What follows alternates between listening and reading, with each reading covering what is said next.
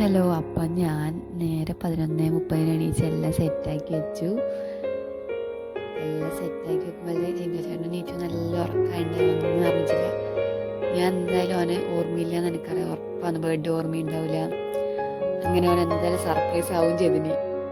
ഞാൻ പറഞ്ഞ ആരോ ജനൽ മുട്ടുന്നു വെച്ചിട്ട് എണീപ്പിക്കുമായിരുന്നു. അന്ന് ഉടനെ വേഗം എണീക്കുകയും ചെയ്തിന്. ഞാൻ വിചാരിച്ച പോലെ തന്നെ സർപ്രൈസ് ആവുകയും ചെയ്തിന്.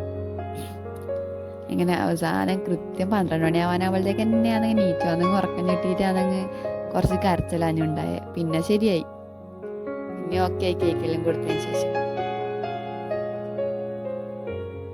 ഇങ്ങനെ ഏകദേശം പെട്ടെന്ന് തട്ടിക്കൂട്ടി തോന്നിയ ഐഡിയ ആണ്, അതേപോലെ സെറ്റാക്കി വെച്ചോ. വലിയ ഇതൊന്നും ആയിട്ടില്ല. എന്തായാലും കഴിഞ്ഞ പ്രാവശ്യം എനിക്ക് കൊടുക്കാൻ പറ്റില്ല. നമ്മളിത് കല്യാണം കഴിച്ച് 3ാമത്തെ ബർത്ത്ഡേ ആണ്. ഒന്നാമത്തേത് മാക്സിമം പറ്റും പോലെ ഇതാക്കി കൊടുത്തിന്. രണ്ടാമത്തെ പറ്റിയിട്ടില്ല, കുറച്ച് ഹോസ്പിറ്റൽ കേസ് എന്തെല്ലാം വന്നിട്ട്. പിന്നെ കേക്കെല്ലാം മുറിച്ച് എണീച്ച് ഉറക്കത്ത ഉണ്ടായേ. ഞാൻ എണീപ്പിച്ചാട് പറ്റിക്കുന്ന ആദ്യം കടന്നിട്ട് പിന്നെ എണീക്കുകയോ ചെയ്തേ.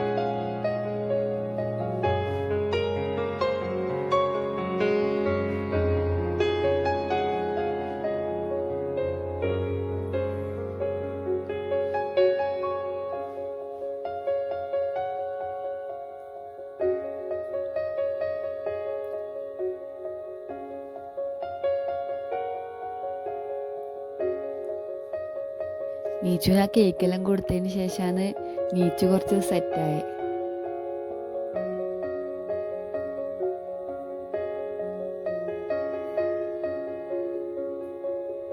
ഇന്ന് കൊടുത്ത ഗിഫ്റ്റും എല്ലാം ഇഷ്ടപ്പെടും. പ്രതീക്ഷിക്കാത്ത സാധനം കൊടുത്തിട്ടുണ്ടായി.